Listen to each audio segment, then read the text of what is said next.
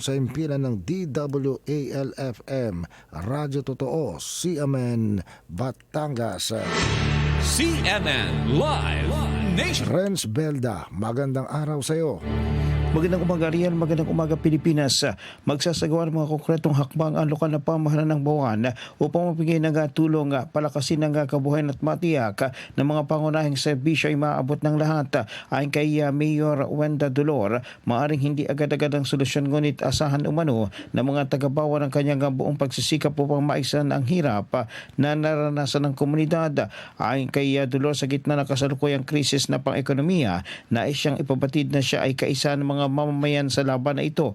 Anya, naunawaan niyang bigat ng pinagdaraanan ang pagtaas ng presyo ng gasolina at mga bilihin, kakulangan sa oportunidad at ang pangamba sa kinabukasan.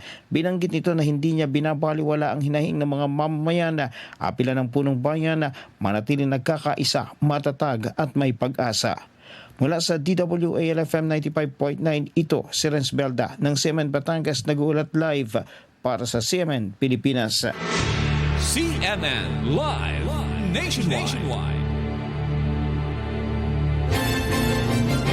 Maraming salamat, Renz Belda, mula po naman sa impilan ng DWAL-FM, Radyo Totoo, CMN, Batangas.